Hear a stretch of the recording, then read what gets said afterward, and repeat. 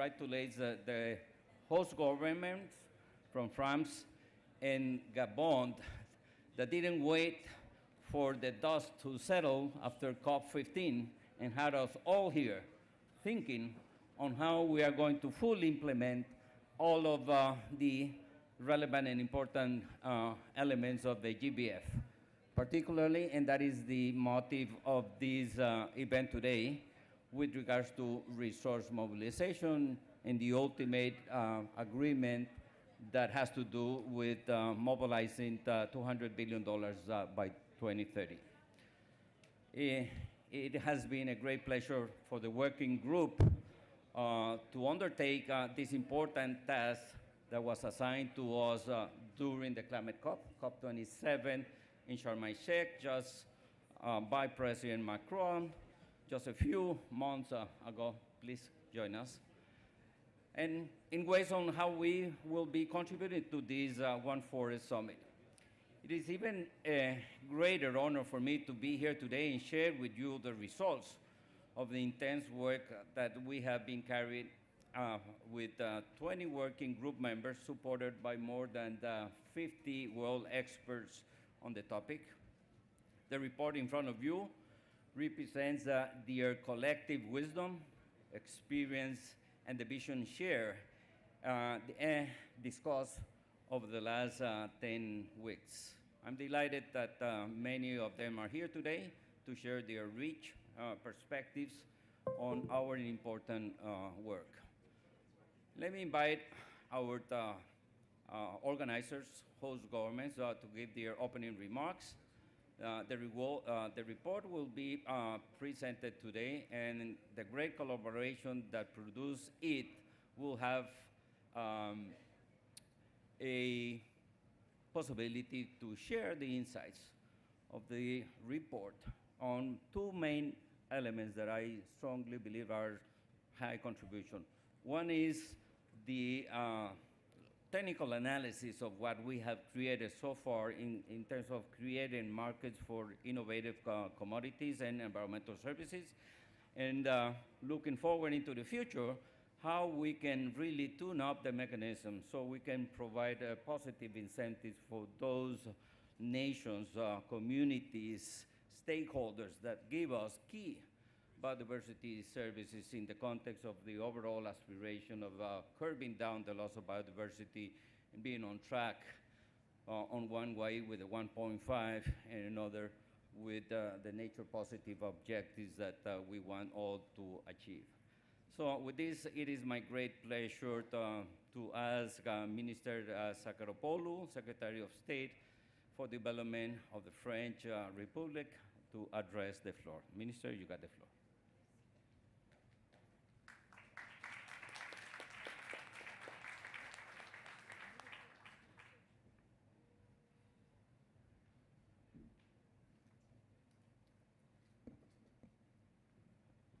Merci beaucoup, Carlos Manuel. Thank you very much, Carlos Manuel, ladies and gentlemen. Mr. President Carlos Manuel, dear friend, to begin with, permit me to thank you and to thank the entire working group, high-level group, all experts who actually contributed in the drafting of this report, and which is an important one. I will equally like to particularly thank the team of the Global Environment Fund. Once again, I would like to thank Carlos Manuel for coordinating this and for coordinating all of this within a short period of time. As you are well aware, Mr. The President of the Republic, Emmanuel Macron, as he wished during the COP 2027 and the GEF, I had two questions. The first one, emergence of a market for carbon credit based on the environment, and secondly, the market prospect, complementary prospect for a certificate for biodiversity. We have actually launched this for a long time since 2015 in Montreal. That's the COP 2015 in Montreal, and I'm delighted to have here uh, the outcome, the recommendations that you are actually proposing in this report is crucial for several reasons. Firstly, as you mentioned, there is a lack of financing for biodiversity. We have actually taken strong commitment in Montreal to get to $30 million by 2030. At the same date, we should be able to mobilize over $200 billion, be it at the national, international, from public-private partnerships in order to fund nature preservation. But as you know, we are very far from our target. The financial need are still visible, notably to the tune of several $billion. Secondly, your work is crucial because it lays emphasis on two main issues. Main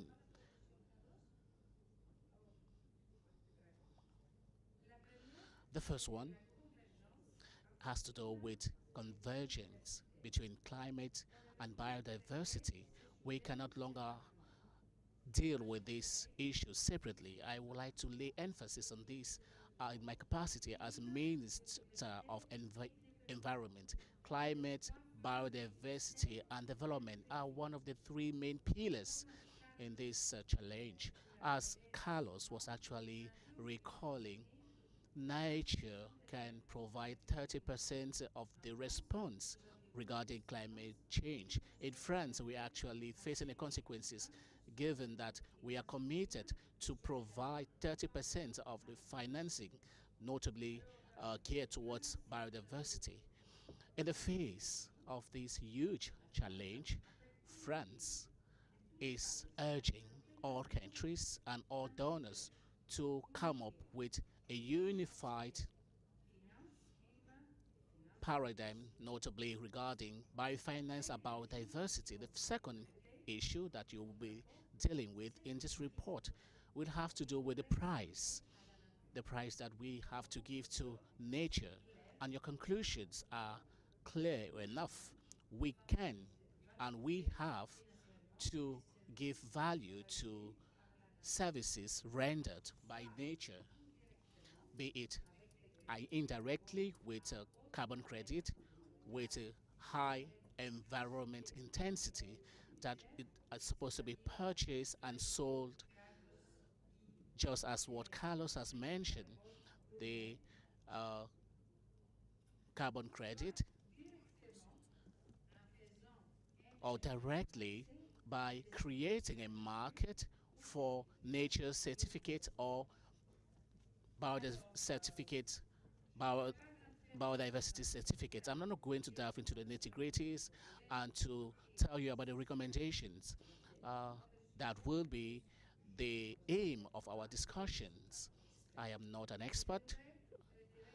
However, I would like to pass across a key message.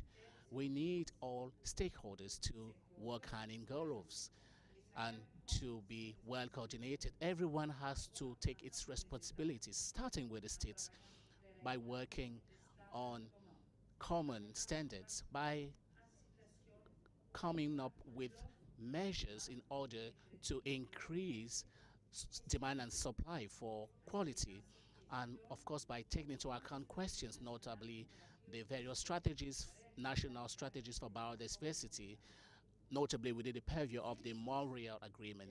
Secondly, the second stakeholders, the companies, to build companies to create a standard of markets, to mobilize all the expertise in order to mobilize the required methodology, and finally, the entire ecosystem to be able to tackle cross-cutting issues, notably the benefits, notably with the local population, the indigenous people, and that is why I am particularly sensitive to your last proposal, that is to create a global partnership with all races, to bring together all stakeholders to work hand in gloves in order to come up with uh, high intense environment intensity, notably for the certificate on biodiversity. This is what we have started doing with the work plan in Libreville, with the high environment intensity, and we are going to continue in this direction. This report is not the end of the road, it's just a start. It's just the start of a journey that we are going to go together, and we are, of course, going to incorporate all new stakeholders, new experts, and those who feel that they have proposals. And this is actually going to facilitate our journey right up to December for the COP28. Today's discussions are going to begin concretely within the purview of the implementation of the partnership of positive stakeholders. And I want to call on the bilateral and multilateral stakeholders to chip in, and I would like you to discuss using this model. And when all donors and when all stakeholders and when all countries have a clear project in this regard, we can go move forward and make concrete uh, breakthroughs in the sector. And of course, we are going to have a positive impact. Secondly, another issue in which we are very much committed is actually to prepare altogether the summit for the new global financial pact, which is going to take place during the month of June. You are well aware that the issue of financing, it's a problem which is found in our countries. And this year, it was the idea of the President of the Republic to all invite you in Paris. Paris, a town where there is multilateral paradigm, so that everyone can chip in and come up with a very good history, to come up with a concrete solution to actually tackle the problem of financing, notably for ecological and energetical transition. And still in this regard, we have to, of course, work on realizing objectives on nature, and these were commitments which were taken in Montreal. And of course, my dear Carlos, we should have a fund dedicated to the families. On this note, I would like to say thank you very much for the work done so far, and we are so curious to see what else you will be able to chip. Thank you very much.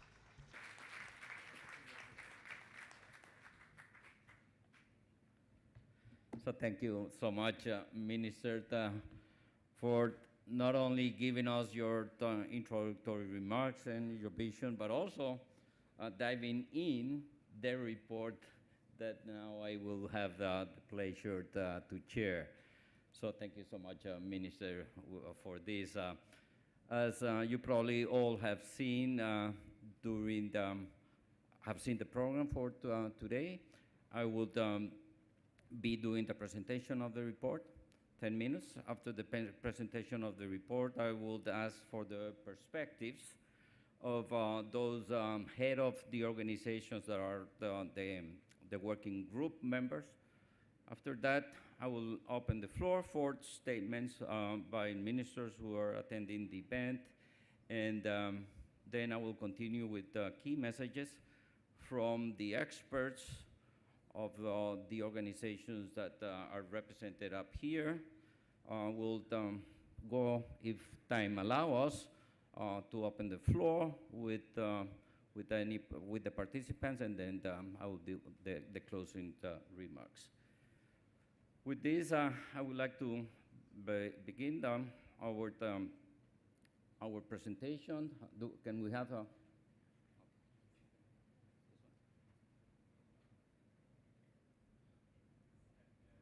There you go. So, unfortunately, can we move the screen, Georgie's over here, so the participants can see. we got a logistic issue, which is you are all behind the screen. Unfortunately, you may not see very well the presentation, but well, I try to do my best. The title of this report is Innovative Finance for People in Nature, Biodiversity, Positive Carbon Credits, Nature Certificates. If it was for me, I would probably call this presentation going from gourmet coffee to gourmet carbon. And I'll explain a little bit about it. So, Jarvis, can you help me? So, what do you see here in this first slide? Most people, and yes, if you want to join us here in the front so you can see the presentation, please come over. There's a few empty seats over here. So, what do you see in this screen? Well, this picture was taken by a friend of mine in 2018. Probably an expert will say, well, that's a jaguar. Yes, that is indeed a jaguar, but this is not what I see there. I don't see a jaguar in central Costa Rica. I see gourmet carbon. Why? Well, basically, a couple of things out of this photo. First, it is a jaguar crossing a paved road. Seems like people live around this place, and indeed, this jaguar is very close to some villages in Costa Rica. The second feature is that this jaguar is far from national park, from protected area, far, 50 kilometers. I know where the photo was taken. I went to Google Maps. I know the place. And you know what I found? I went back in time, and this place used to be an endless landscape of grass and cows. And you don't see grass and cows in this picture. You see a forest. Well, this is restoration, ecological restoration.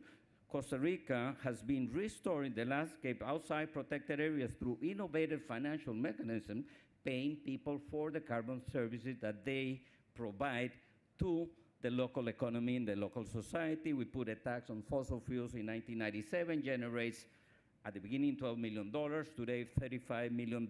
And with those $35 million additional to what the government is assigning for nature conservation, additional to what the GEF and the GCF and many others bilateral cooperators are doing, are mobilizing resources. So this landscape went from cows into trees. What is the economic rationale behind it?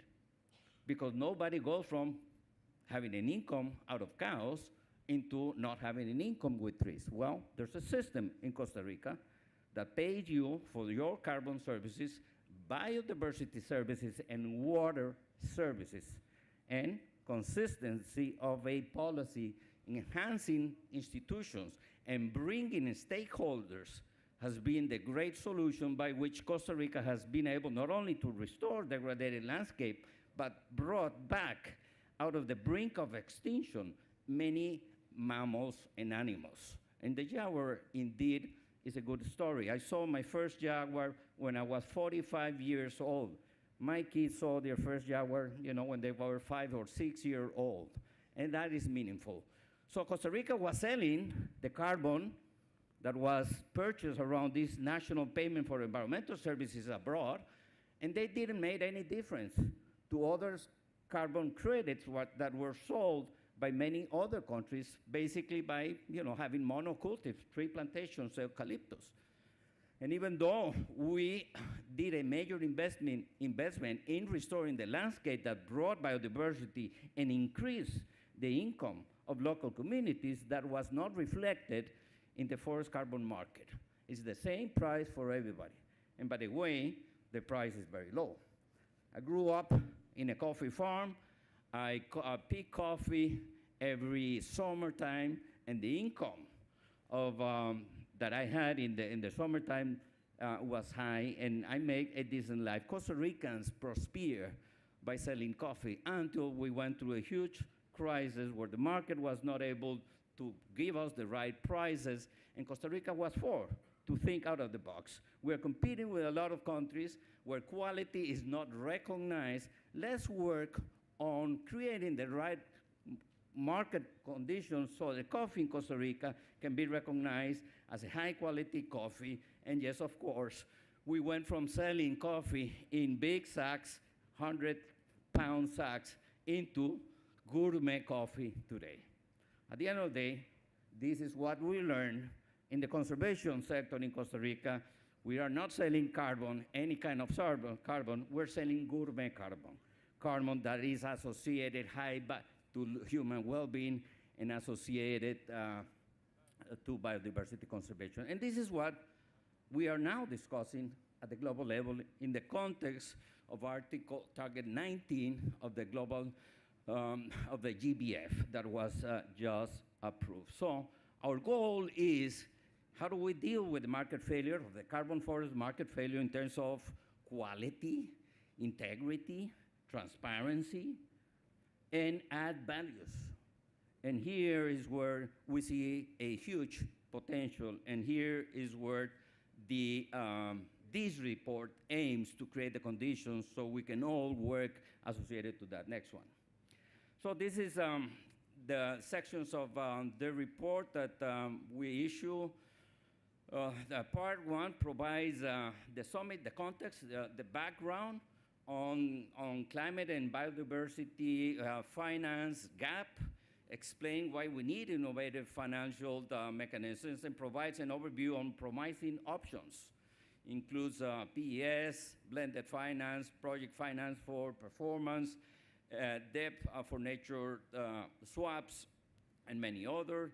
The second section focuses on biodiversity positive carbon credits, is one of the two concrete proposals that are coming from the report, as well as with nature certificates, providing these sections the rationale and definitions, but also a detailed overview of existing and emerging initiatives. The third part lays out the challenges ahead for the two instruments. And the fourth, as you can understand, contains the recommendations and next steps. So let me go and dive into our presentation here. So one of the things that the report, and probably this may be the part that I really enjoy the most in working on this report, that has to do with the lesson learned from credits and certificates. And in here, it's evident to everybody that integrity, quality, price per unit are concerned relevant to both the supply, on the supply side and on the demand side. In particular, credit or credit mechanisms should not undermine the robust implementation of mitigation hierarchy regarding greenhouse gases, emissions, and impacts on biodiversity. Then the other element that we discuss a lot are related to the enabling environment conditions, institutional frameworks, the legal setting, all of them essential elements for a consistent and durable mechanism that can deliver the expected outcomes that we're looking for. The full participation and engagement of an equitable sharing of benefits with the IPCCs is necessary and continue ongoing.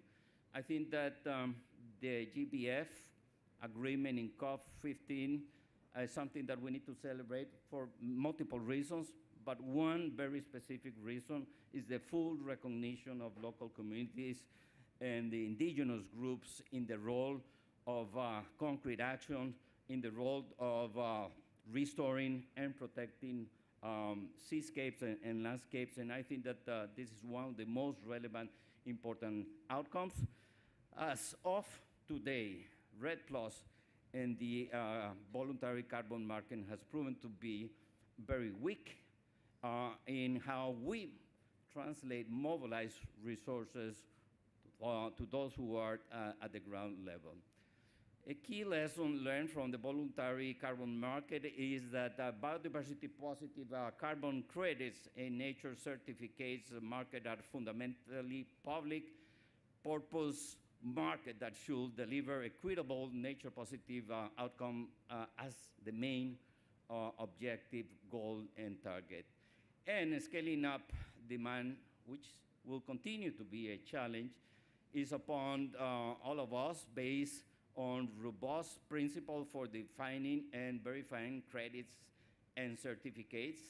Consensus on the proper use of these credits and certificates are needed, mechanisms to safeguard the market integrity, and many other very relevant and important elements are needed. Next one, please. So let me go into the two main proposals from this report. So in very technical terms, biodiversity positive carbon credits are carbon credits with additional management actions for the conservation and or the restoration of biodiversity is what I call the gourmet carbon in my introduction.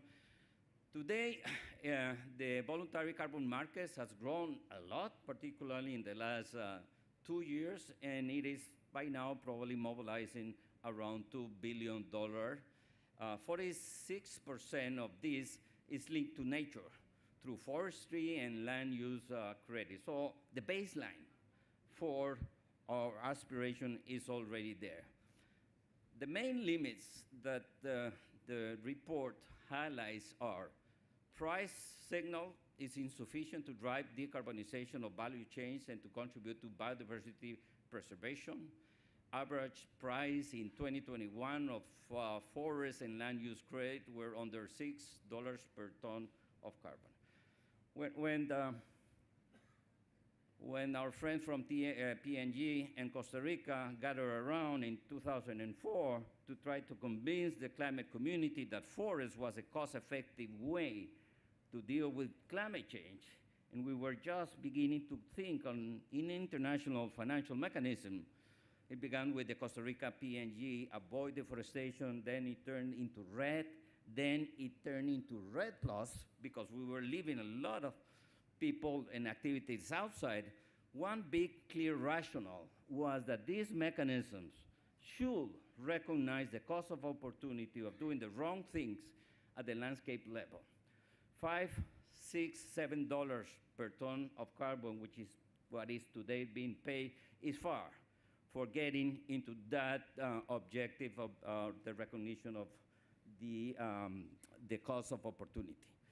As a matter of fact, it's even worse than that.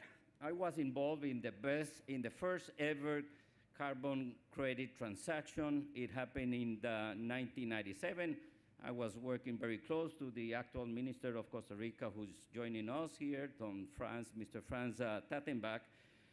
We did the first, Costa Rica and Norway did the first global transaction in carbon credits in 1997. The price in 1997 was $10 per ton, and today the price is $5, $6, $7. In Costa Rica, it costs $18 to offset a ton of carbon, and the market, the voluntary market, is paying around $5.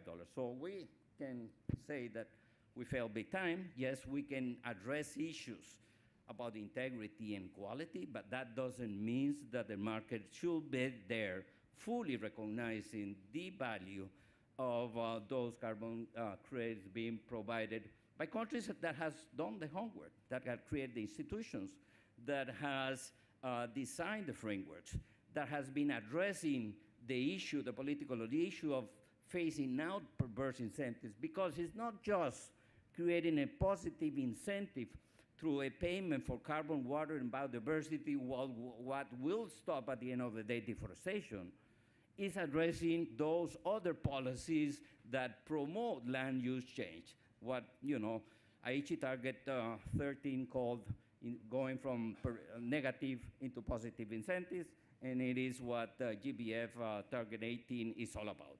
So it's a combination of creating the positive incentives as we deal with the very complex political process of phasing out all of those negative incentives that continues to be there and continues to generate land use change.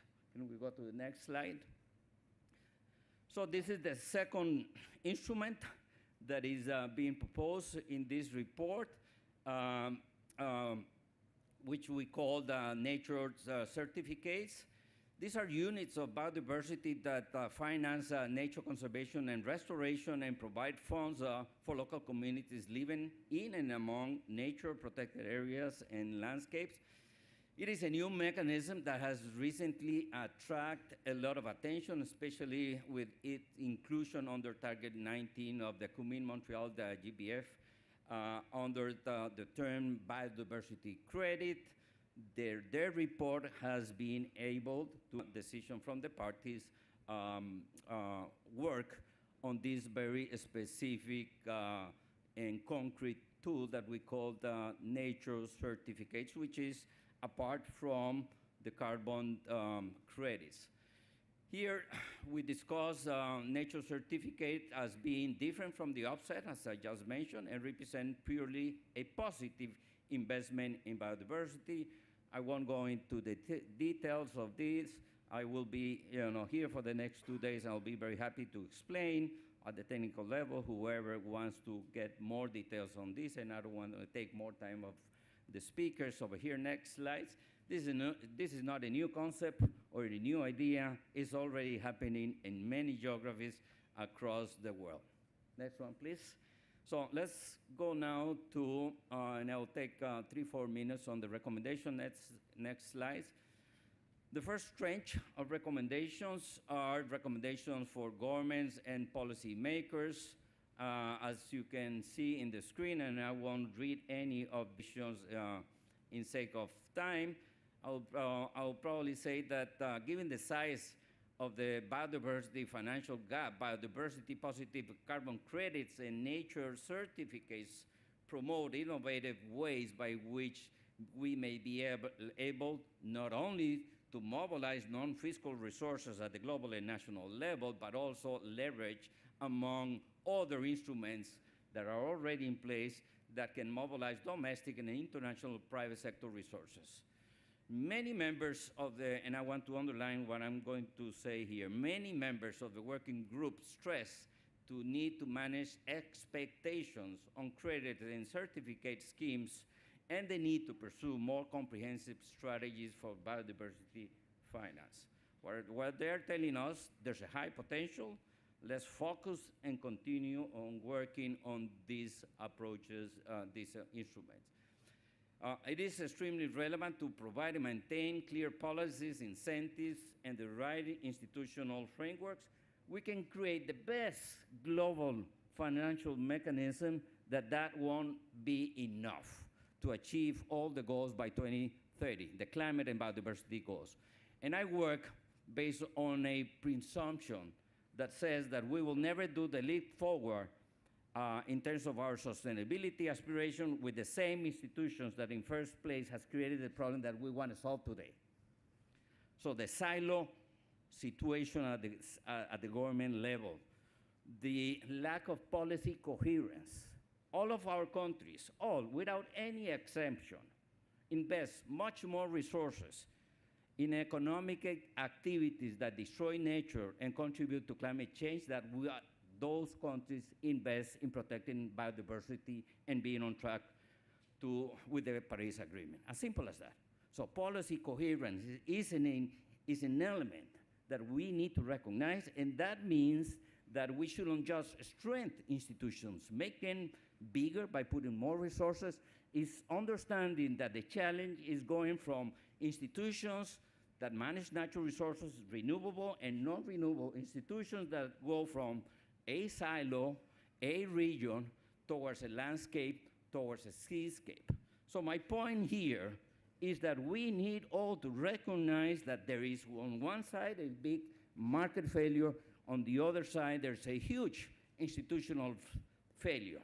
We need institutions that work and operate at the landscape, seascape level, otherwise as the market may not be able to provide us all the solutions at the scale that we needed. So we got recommendation 3 on clarifying the contribution of biodiversity positive carbon credits and nature certificates to the implementation of the 2 main international objectives, the Paris Agreement and the Kunming-Montreal GBF.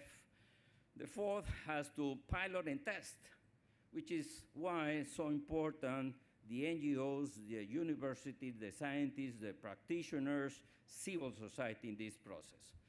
Then we go to the fifth recommendation, which is promote effective market governance for nature certificates and enhance existing carbon governance to include biodiversity elements. Now the next slide, please. The next tranche of recommendations are for market-related institutions, where we have basically two recommendations. One, which has to do with the need to generate and sustain demand incentives for individual buyers and private investors. And there's a very specific set of ideas and concrete proposals on this one. The seventh has to do with the engaged in collaboration on methodologies, certification standards and metrics, something that, well, there's a lot in place. And here's once more the strategic role that the academic scientists, NGOs, and civil society play with this. The next slide, please. This is recommendation for all partners. We got three recommendations, which is ensuring engagement of and for benefits for indigenous people and local communities. I won't go over them because of what we already know, we already commit, and what has been established in the GBF. The ninth recommendation has to do with the elaboration and development of integrity principles for both the supply and the demand sides of the voluntary carbon. And the last recommendation has to do with the establishing and support of a global partnership and platform, which is what the minister from France just mentioned in her introductory remarks. With this, I conclude my presentation on the report. I will ask the panelists to come back up here to the stage so they can address, yes, please, so they can address the floor. Thank you so much.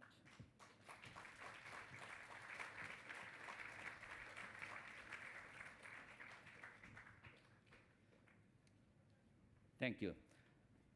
Elizabeth, please join us and give us your perspective from the UNEP perspective. Thank you, Elizabeth.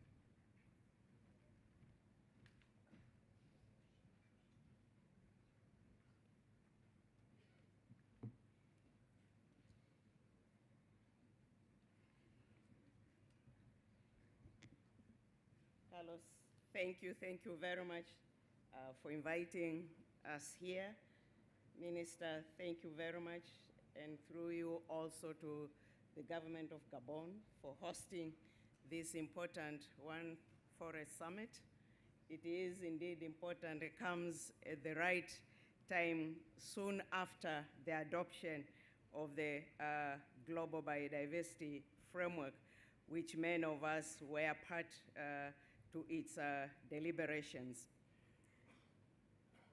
Many of the previous speakers, even at the opening, have been mentioning the adoption of the Kunming-Montreal Global Biodiversity Framework, and my sincere thanks for all of you, and many I'm seeing here were in Montreal, for all the roles, different roles played to get this Global Biodiversity Framework adopted after a delay of almost about 2.5 years. But now we are here.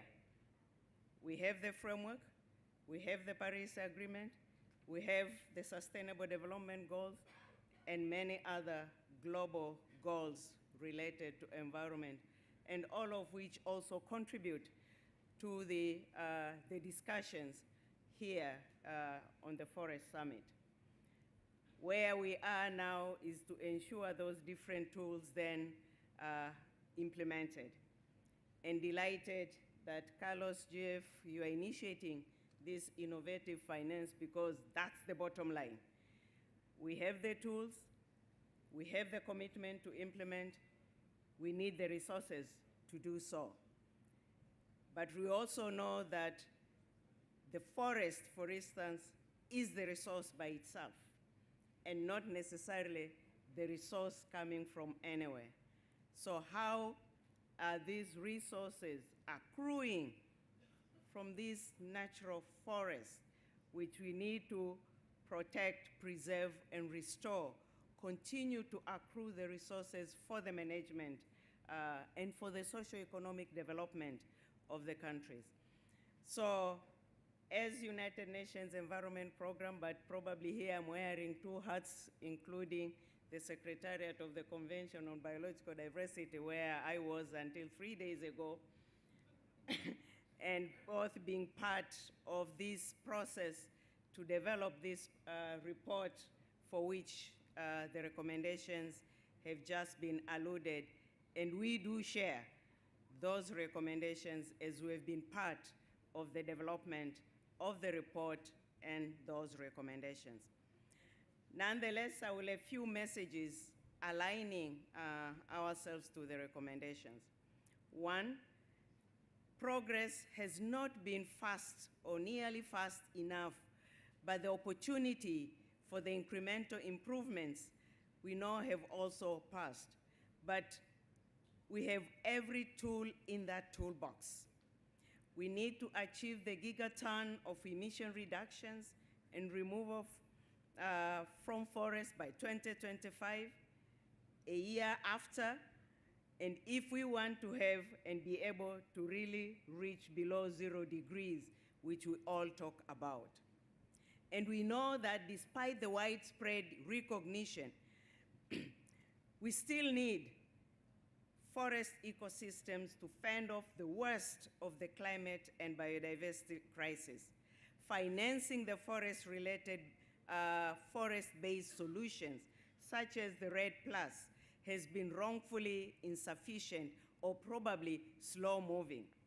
But if the world wants to halt biodiversity crisis, if the world wants to limit climate change to below 1.5 degrees and achieve the land degradation neutrality by 2030, then current finance flows to nature-based solutions must urgently double by 2025 and triple by 2030, and this is the message in the Global Biodiversity Framework. Indigenous peoples and local communities have been recognized and continue to be recognized. They are the stewardess, particularly when it comes to forest management. And therefore, these effective stewards of the forest need to continue to play and encourage to play that key role to achieve the net zero of deforestation by 2030. My next message, the integrity of forest carbon credits and offset must improve, but the funds they raise are vital in the fight against deforestation. We all know the integrity in carbon markets has to increase, both on supply and demand side, and we know it will increase. But we need to learn from the claims on cases that lack integrity, rather than to punish forest countries by putting stall on carbon offset altogether. It is encouraging to see incentives like Integrity Council for Voluntary Carbon Markets or Voluntary Carbon Market Initiative really continuing to gain traction. Carbon markets have the potential to provide a steady stream of much higher income, with some estimates putting at $50 billion a year by 2030. However, market mechanisms are not a silver bullet. They cannot substitute financial support required, particularly by developing countries, to protect and sustainably use forests. In particular, the grant-based support to drive enabling conditions for market mechanisms to operate appropriately. They cannot replace the investments needed to implement policies and incentives necessary to reduce deforestation and protect the forest. So what am I saying here? A high integrity voluntary action carbon market is a key complementary tool to reduce and remove emissions above and beyond what would otherwise be possible, and to channel finance towards climate resilient development. My other message, an unmistakably incentive in the form of increased price of forest carbon is needed, and this is what Carlos also alluded to. Finance for forests and the current price of carbon are far from reflecting the urgency and the scale of the climate and biodiversity crisis we are facing. We need that bold first step, committing, in fact, the floor price to at least $30 to $50 per ton of carbon dioxide emission for a substantial volume of emission reductions. This will, one, empower the forest countries to transform their economies and catalyze further funding opportunities. And through utilizing donor-funded floor prices for results-based payments and facilitating and leveraging private sector demand above these floor prices, public sector actors need to support and can support forest countries to achieve their national determined contributions, or NDCs. This, while at the same time will be helping the private sector to complement their internal emissions cost cuts with high quality carbon credits that provide substantially biodiversity benefits. My other message, as we are moving to discuss biodiversity credits, uplift, as well as other biodiversity-related financial mechanisms, let us make sure the lessons are integrated from the REDD. Not all countries are on the same profiles. We need to contextualize requirements and support countries in progressively moving towards getting these gold standards. Whether the loss of biodiversity or loss of forest carbon, drivers are predominantly financial and economic, anchored in land use change. So it's time when countries are struggling to keep their economies afloat and provide basic services to their population, it is critical for nature conservation to be economically viable alternative in comparison with other land uses. The market needs to play that balancing role. Prices cannot be set on one side alone. We need to acknowledge the value of what that market is being protected. And lastly, on the public sector finance, ODA and financial instruments, we really need to rethink as the world has evolved. We are no longer in the 1940s, 1950s. Likewise, the financial instruments need to match with this evolve, with this development. And here I'm looking at instruments like Green Climate Fund. I have my friend there, the Global Environmental Facility. We need to look at balancing between the attribution, that is one side focal area, for instance, versus efficiency. What do we gain from fragmenting funding for nature? We don't gain. How can we create that integrated nature also in the funding mechanism?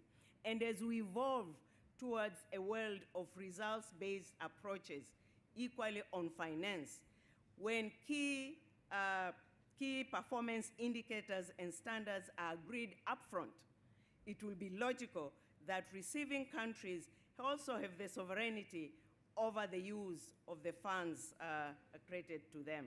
So public finance needs to be increasingly used towards policies and frameworks that enable the preservation and sustainable use of forests and natural resources. Once again, thank you very much, Carlos, and all of you.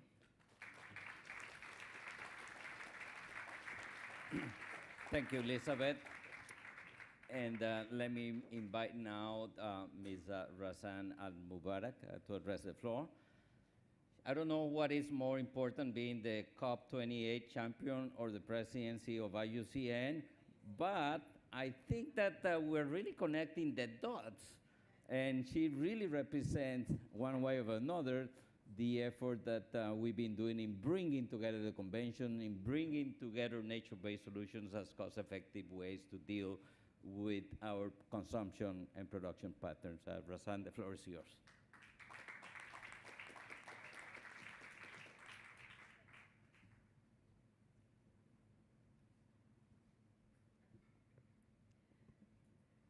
Thank you, Carlos. It's such a great honor to join you today. I welcome the recommendations presented in the report and thank the GEF, the expert group members, and the expert panels for their contribution, their commitment, and drive towards the preparation of this report in order to advance the resource mobilization that is needed to meet the nature finance gap. 2022 saw the beginning of the formal conversion of the conservation and climate change agendas, with nature-based solutions and its inclusion at COP26 and COP27, and the climate change discourse at COP15. 2023 has promise for many reasons, one of which includes that we now have the opportunity to tackle both climate change and the biodiversity crises together. As everyone here knows, there is no Paris Agreement without protecting, restoring, and sustainably managing nature. However, this needs to be done within a just transition. We must acknowledge, we must respect the genuine concerns of developing countries for which nature or nature-based solutions for the sake of nature is not enough and could be seen as a limitation to progress or as a limitation to development. We must turn this concern on its head and work together to ensure that protecting nature and addressing climate change does not exclude progress, but is rather a mean to it. Achieving this requires mobilization and access to financing and resources. Trillions of dollars must shift from financing nature-depleting activities towards helping delivering the goals of Paris and Montreal Kunming. Simultaneously, we must not forget that closing the finance gap includes repurposing subsidies and redirecting investments so that they are no longer destroying the very assets that we must conserve. I believe, both as UN climate change high-level champion for COP28 and as IUCN president, that we must be pragmatic in accelerating the adoption of the pragmatic solutions that mitigate climate change by protecting, restoring, and sustainably managing natural ecosystems. At COP28 in the United Arab Emirates, one of our priorities is to embrace nature and nature-based solutions that accelerate the path to a 1.5 degrees Celsius and protect the most vulnerable people, ecosystems, and species. COP28 will be a COP for all. And in this context, I'd like to particularly note the recommendations 5 and 8 of the report, which emphasize the importance of ensuring full participation and engagement and the equitable sharing of benefits with the indigenous populations and local communities.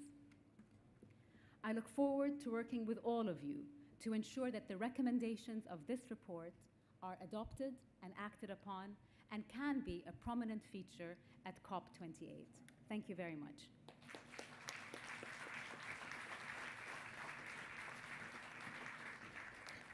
Now, let me ask our dear colleague, Yannick Glemarec, to come over here to the podium and address the floor.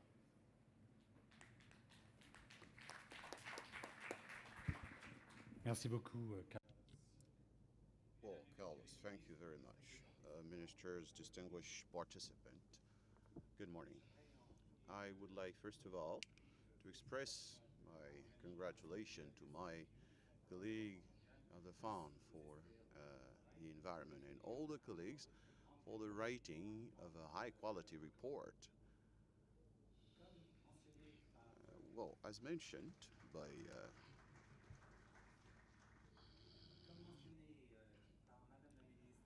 as Madam Minister stated during her keynote speech,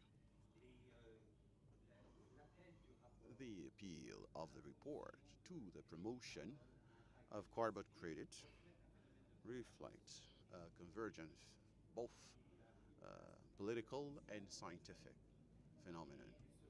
This phenomenon acknowledges that the degradation of the ecosystems is both a cause and a consequence of climate change, and that conservation and restoration of the ecosystems are part of the most powerful solution that we have to avoid a climate change in the future. At scientific level, both the GAF and the IPNS are appealing to the development of synergy to the fight against climate change and the preservation of the biodiversity.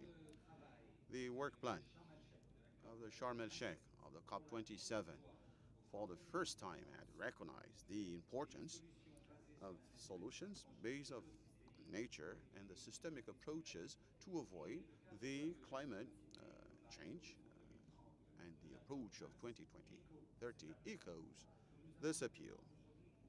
Today, we have a big convergence to promote integrated approaches, nature, and climate change. Minister Liwait, in his keynote speech, said that if we destroy the Congo Basin forest, we're going to have the increase of temperatures from 4 to 5 degrees by the end of the century. And this can lead to an increase of temperature of 10 to 15 degrees, and many people would not have time to live on this temperature. So many regions in the world are going through 35 degrees Celsius temperatures, which is the temperature from which we start sweating. Beyond this temperature, we don't sweat. We have 30 minutes to shelter before poisoning ourselves. So I don't think that somebody would like to live in such a world if you would like to deforest the Congo Basin forest. The ecosystem has both an obligation, which is both moral, human, and we have to recognize that they can't just be thought isolatedly, as mentioned in the report. The cost of the carbon credit is still very low today for it to be attractive or attract some projects that mobilize long-term capitals, which are judged more risky. That is why, as Elizabeth said, there's some other question we can ponder on the values of these carbon credits, which have been developed with low values. So does that mean that we have to wait for an increase of these carbon credits, which are 3 to 4 times higher, before doing something? I don't think so. The carbon credits are tools that have to be part of a toolkit, most important toolkit. For example, this green fund on climate, which is supporting many countries in the emission of the greenhouse gases, and the carbon credit are part of the funding mechanism for the reimbursement of this obligation. So there is a support with other obligations that can, from now on, be more powerful. It is also very important to think about how we're going to use these carbon credit. The Green Fund has funded many climate projects over the past 3 years, and we have worked a lot. This is a result that we've had, but we've worked with our partner countries on the use of these resources in order to create a virtual circle in Costa Rica. That's an example, with a foundation created by Carlos Manuel. We work with the government to use these REDD+ revenues and generate projects which later would create high integrated carbon credit values. We've also worked with the government of Equateur to use these rent plus revenues in order to have ad valorem tools. So we use funding mechanisms to access to other funding mechanisms. We can also match carbon credit to other types of tools. For example, in Mexico, we are helping the government to develop a very wide investment for the mangroves, and one of the resources being used is the the blue credits, and I think this will be with the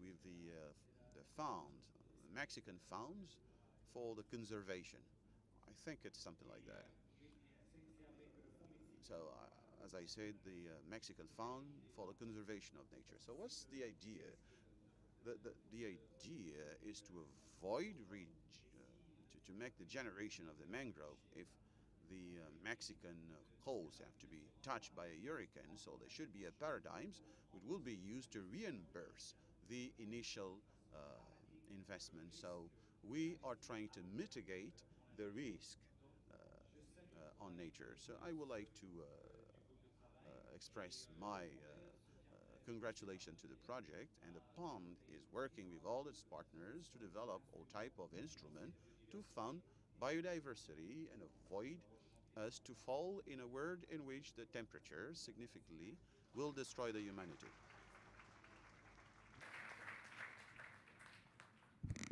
Muchas gracias.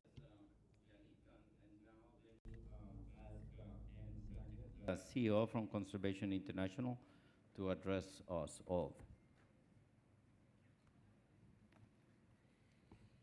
Good morning, everyone. Really very nice to be here.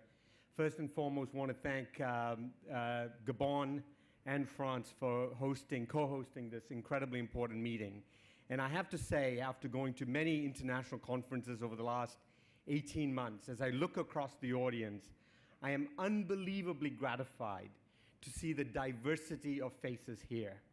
It is time that, the Global South has a real presence, and I really congratulate the two governments for trying to make this as inclusive as possible on the panel and with the audience here. So a few themes that I want to pick up on from what Carlos Manuel said. First, the merger of biodiversity and climate. And I think that is a absolute critical position right now. Carbon and biodiversity should be Africa's greatest export commodity, right? This is what this continent has, this is what the Global South has, and we really do need to merge it. And the fact that you have, the head of the Global Environmental Facility, the head of the Green Climate Fund, and in Razan, you have someone who represents both biodiversity and the next climate conference really should signal the time for this merger. Let me also just mention briefly the role that others have played in getting us to this moment, both at COP15, which is a huge lift, and establishing the global biodiversity framework, as well as other governments, including the United Kingdom, Zach Goldsmith and Tom Clements, Germany, the United States, and others have played a great role in moving this agenda forward. Now, in terms of the report, there are just two things that I really want to highlight. The first is the inclusion and the importance that is given to this high forest, low deforestation countries or jurisdictions. The way the carbon credits have been set up and the way, frankly, that hello, Minister White, good to see you again. And the way that the high carbon credits have been set up and the way that biodiversity credits are being talked about, it is really important that we do not forget countries or jurisdictions that have gone a long way towards doing this already. So the premise should not just be to figure out how countries that have lagged can catch up, but also how we can support jurisdictions, West Papua, Gabon, Central African Republic, all come to mind. Countries with large amounts of relatively intact forest and high carbon that have gone above and beyond what is required in terms of protecting it. It is time that they can participate in this market. The second point let me make is on biodiversity certificates or biodiversity credits. You know, one way or another, this is about to happen. And I would rather see us move faster, be transparent about what we learn, and then figure out a best way forward than try to solve every problem that we can solve a priori before engaging in it. The Global Biodiversity Framework and COP15 really did establish this need for protecting 30% of the planet by 2030, if not faster. And we have an enormous coalition of countries who have agreed to this. And now the private sector and how we engage the markets has to be front and center. You know, governments really do have the bulk of funding, right? I mean, any government, even a relatively small government, can swamp the efforts of a conservation organization like mine or what the private sector can do. But governments are inherently slow. They rarely have the ability to actually lead. They nearly always follow. What the private sector can do is mobilize capital faster than anything we know of. And that's why, you know, this report, which really talks about market-based mechanisms, is so important. It can mobilize the market to get on the side of history, to get on the side of carbon and on biodiversity. And this will happen. You know, there are very few things that are true, like truly true, when it comes to markets, right? There's very few things you can actually say is a truism. But one of the things that I know is completely true is that nature tomorrow, nature in the future, will be more valuable than it is today. And if you know that to be true, then clearly we must be able to create a market mechanism to reward that idea. And then the final thing I would say is on the IPLC issue. I really applaud the report for focusing on the IPLC. You know, we saw it in the Glasgow COP. We saw it more recently in the more recent COP. And then I know that the UAE is committed to making sure that the idea of indigenous peoples and local communities as being the stewards of what is left of biodiversity today on Earth comes front and center. And I think it is extraordinarily important that we keep that in mind. So with that, I thank you all. And again, thank you, Carlos Manuel, and to France and Gabon for hosting this conference.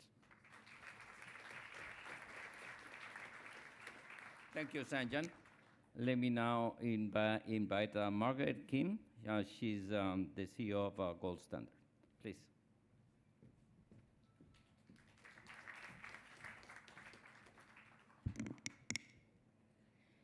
Thank you very much, Carlos. Thank you, everyone, for hosting this event.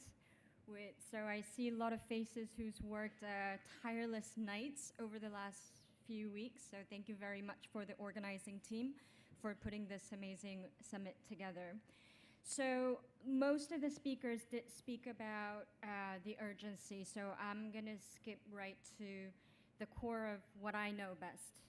So reflecting on Carlos's earlier comment on failure of the current market mechanisms or failure of many parts that's playing a part in the market mechanism, Gold Standard was established 20 years ago to make sure that that doesn't happen. So I stopped on my sort of talking points and reflected what has gone wrong, what could have we done better? Because WWF created us thinking you need to advocate for the highest integrity and make sure you mainstream sustainable development goal in the market mechanisms that we operate in today. So we've been advocating that for 20 years, and it's still a big challenge. And if you look at what's happened to the market, and Carlos mentioned that in his presentation, it's only reached $2 billion last year in capital size, $2 billion. And we're talking about closing the finance gap of $700 billion every year to preserve forests, to work on biodiversity conservation. So I think it's important to be very honest, all of us in this room as governments, private sector, standards, verifiers, scientists, where do we put our efforts? Because we work with many African governments, and you can imagine the small office in the Ministry of Environment trying to understand the requirements of so many different finance processes that they need to comply to and understand, build local capacity. And it's just overwhelming. And imagine you're sitting in a corporate trying to access market, and everybody tells you different thing every day, what's good, what's not good, and you're always exposed to media attack. So how can we scale? And what is the true role of market mechanism is something that really resonated in my mind as I listened to everyone. So I just want to share some lessons I'm learning as we go forward. Is market mechanism is an effective tool, but we need to remember, why did voluntary carbon market was created at the first place? It was to fill the void of regulatory compliance systems. So private sector wanted to act. They wanted to act fast, as Sanjay alluded to. They can act fast and invest fast. So this bottom-up voluntary carbon market was created, but it will never scale until we figure out a balance and clarity between supply and demand. And what I mean by that is we rarely talk about demand, because we can create a wonderful biodiversity credit. Whether that term makes sense or not, we can get into more discussions later. We can create nature certificates, but where are the buyers? So where is the demand? Have we spoken to those corporates why they want to buy? How do we channel those private sector funds? Because we can't achieve the $700 billion gap if we don't engage them. So I think it's really important that we get that balance and clarity. So supply side, us, the standards, the verification bodies, and the scientific community who are working towards what's right and what's good can continue to work on that. But on the demand side, what are these used for? So I think that's a critical conversation we need to have before we launch anything concrete, because we don't want to waste the government's time, local capacity time, and local NGOs' time in building something that there's no buyers for. So I think there's a critical role of the government and policymakers to creating that enabling condition for private sector to have a meaningful input into this merging voluntary action versus the compliance requirements. And finally, I also draw the attention to recommendation 8 in this report, because whether it's a carbon credit, biodiversity credit, or blended finance vehicle, or debt facilities, in any effort to creating projects and programs, we need to make sure we follow the right safeguards, because nature is home to people. And we need to make sure we do local consultation, not as to tick the box, but really to get the buy-in of local community is the only way to guarantee success of these projects and programs. So I really welcome the recommendation 8, and to conclude, how can we maximize benefit for the local communities? I think this is the biggest challenge the voluntary carbon market has faced and was criticized for. So how, if we were to create a system, a market-based mechanism for biodiversity, how do we make sure that we don't create another system where the least financial benefit goes to the project on the ground and feed all the sort of system afterwards? So I would like to make sure that we're contributing to recommendation 8 and work together with everybody around this room to make sure that we can come up with a reasonable, practical solution with increased demand. Thank you very much. Thanks, Margaret. And now let me invite Philippe Swati. He's the CEO of Midov. Philippe, please.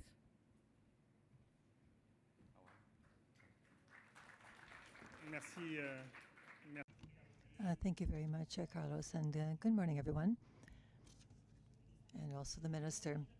I'd like to come back to what you have just said, because I think it was an essential point. We were talking about the private sector, the different buyers, the different financiers, but in fact, frankly, there are very few of them, even right here in this room, if we think about this room. And so We have investors in, for instance, nature-based solutions, maybe for the past 10 years, and with a few others. But 10 years later, we still have a very small group of financiers who are interested in this particular subject. And so it's a very small world. And so the major financiers are not in this sphere. And so this first point is very important before we try and activate the buyers. I mean, we have to also innovate the intermediaries. They're the ones who are supporting the financiers.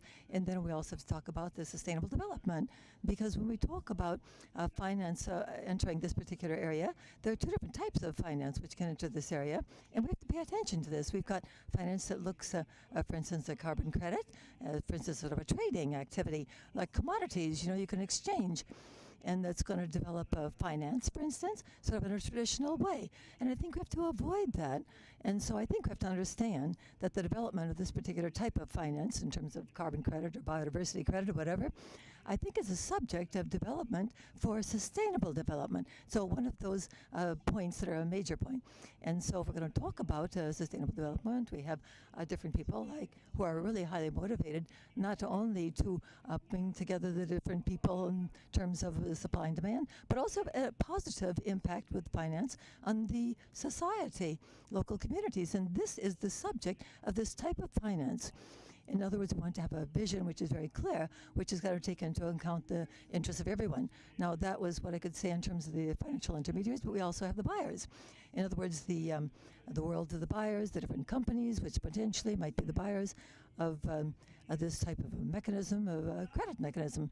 And so we can see that in terms of an actor in this particular area or a stakeholder, we have seen, for instance, even some investment funds in terms of carbon credit.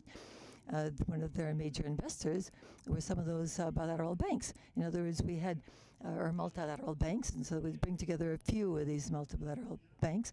But now we're having some companies, because some of these major companies are trying to integrate net zero pollution and so on, and so are net zero carbon. And so they're now beginning to think that today we can get interested in this sort of a conversation. And so, of course, what is important is that their impact is still quite vague or ambiguous. And so what we are proposing to them is still not very clear. It's quite complex. You have different companies that are getting involved, for instance, like carrying in Occitan, for instance, or Orange. And in recent weeks, they said they're going to be investing 100 million euros and so on in terms of compensation for carbon credit. But a few days later, they're going to say that there are articles in the newspaper that say, no, it's not useful, it's not interesting, or it's not necessary. And so this is not the way we're going to be able to succeed or to advance. And so if people just say, no, it's not going to work, okay. So again, if we want to develop this market, we've really got to have a framework that's quite simple, clear, and understandable by the different people involved in the market. And so these people, they have to have something easy to understand, because sometimes they're less intelligent than the rest of us, and so we have to give them very clear and simple messages. So now that's we can talk about the development of the market. Thank you. So, Philippe, and let me invite Mr. Douglas Shipman. He's the director of forests at the FAO. The floor is yours, sir. Thank you, Ms. Chair, Your Excellencies, and dear colleagues. Firstly, I would like to join the previous speakers in extending our big thanks, actually, to the joint organizers of this event, Gabon and France, for inviting us to this One Forest Summit. And also our thanks go to the GEF Secretariat, especially Carlos, for his strong leadership in developing this innovative finance report. It is our understanding and firm belief that forests are our origin and forests are our solutions. So forest supports the livelihood of more than 1/3 of the global population, and forest stores 662 billion tons of carbon. It's about half of the carbon stored in soil and vegetation around the world. And it supports also the most of the terrestrial biodiversities. So it's 80% of the amphibians, say 65% of birds and 68% of the mammals, 60% of the vesicular plant species, etc. So actually with those multiple functions, actually forests can be solutions to many of the global ecological challenges we are facing today. But despite all this, we are experiencing actually a continuous loss in the area of the global forests, although at a slower rate, but still at a rate of 10 million hectares per year. So within this context, actually political will needs to be further mobilized and actions to be taken at all levels. So one of the actions that we need to take is actually to promote the innovative finance for forestry. And this is what we are doing actually within this high-level working group led by actually CARUS, the GEF Secretariat. Regarding the report, as actually FAO welcomes the 10 recommendations contained in the report, but as Her Excellency, Madame French Minister said in her speech that actually the release of this report is a completion probably of the assignment, but is a starting point of the process or of the career that we're pursuing. So during the implementation of this report, I think we should draw our attention to actually at least 3 challenges. Firstly, that we should endeavor to actually mobilize stronger political will, right? Especially at the national level. Without active involvement of the national governments, everything will remain on paper. And secondly, I think we should try our best to actually overcome the technical challenges, especially the identification of the, say, biodiversity-rich regions, the assessment and validation of the biodiversity gains, and also the probably innovative ways to the market mechanism. We have a compliance market, we have the, say, voluntary market. Probably we need to explore the third pathway, right? And either in between or in addition to those 2, actually, market mechanism. And, but in general, FAO will stand ready to provide whatever we can within our mandate and capacity. Thank you very much. Thank you all. Thank you, all the representatives of the working group. With this, we close this first session of today's panel. Now, we will ask some ministers who are attending the floor to to attend the event to address the floor. And well, Mr. Lee White is here with us.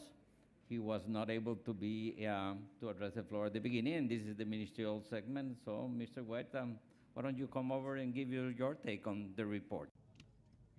By the way, he attend many of the working sessions that we had together with the members of the work team. So, Mr. White, the floor is yours.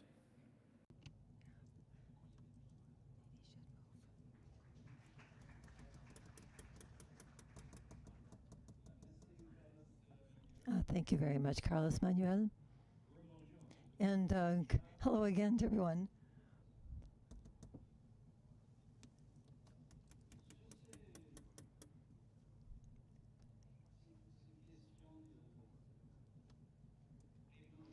Now, this idea of paying for the different ecosystem services, I talked about this a little bit this morning in the plenary session.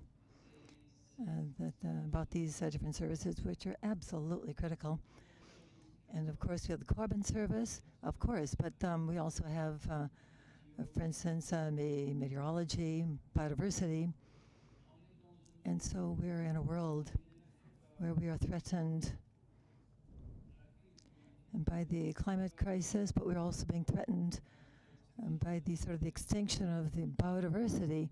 We speak of different figures, you know, that we hear, and we can't even understand some of them, but we talk about 1 million species, for instance, that are being threatened on the Earth.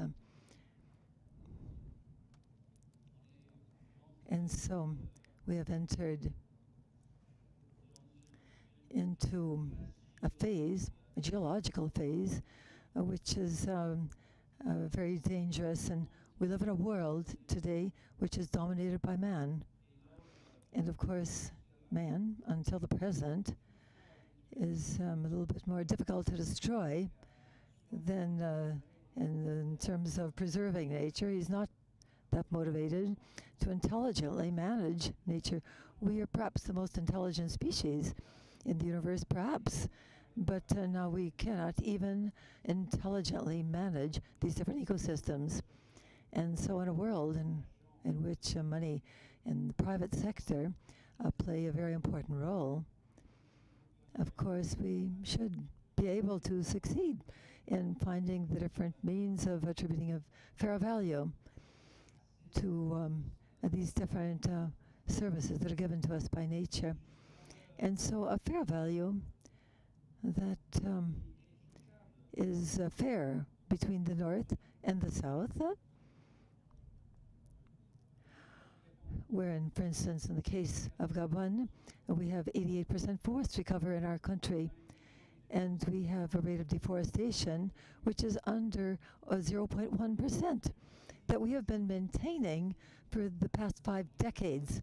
And so we began in Stockholm in 1972, and with the late President Omar Bongo, he created the first, for instance, environmental summit, and during 5 different decades, we tried to improve the forestry governance and the governance of our biodiversity, and we created different partnerships, and we conceived of a strategy in terms of being able to develop the forest sustainably, which is now positive in terms of carbon, and which allows us to preserve the forest.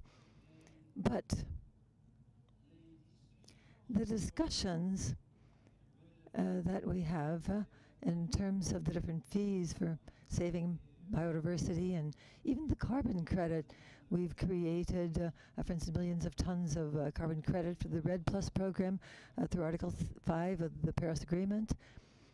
But, of course, when we want to initiate a discussion with the different developed countries, with a few rare exceptions, concerning the payment of the results, and then, of course, you have silence radio, and so we've created carbon credit, but we've gone on to biodiversity credit, so we can no longer pay your carbon credits. We're a little bit afraid if we're going to be working another 10 years, because after all, it took us from 2005 to 2015 in order to set up the REDD+ program.